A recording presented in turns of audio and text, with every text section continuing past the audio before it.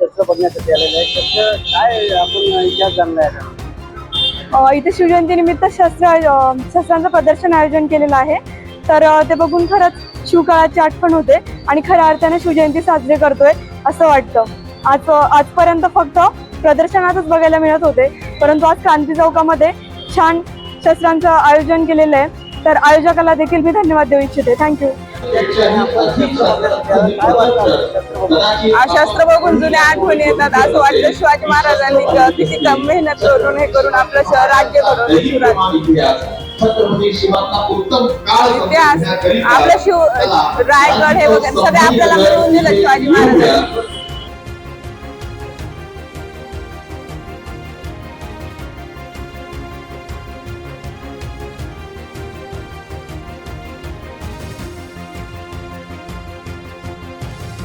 आज प्रदर्शन भरण्यात आलेलं आहे. या ठिकाणी आज शिवोत्सव म्हणून 2025 शिवसेना संभाजीनगर उद्धव बाळासाहेब ठाकरे यांच्या वतीने प्रदर्शन ठेवण्यात आलेलं आहे. एक दिवसीय प्रदर्शन. यामध्ये शिवकालीन शस्त्र व ऐतिहासिक शस्त्रांचं प्रदर्शन या इथे ठेवण्यात आलेलं आहे. हे प्रदर्शन आपल्या शहरामध्ये प्रथमच आयोजित करण्यात आलेलं आहे.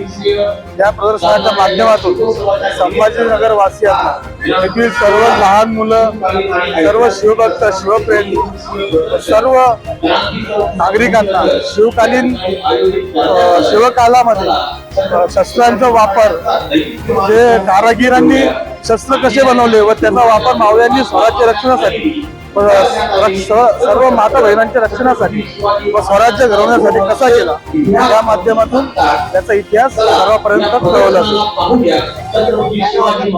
धर्मराज अंबादास दानवे, युवा सेना सहसचिव.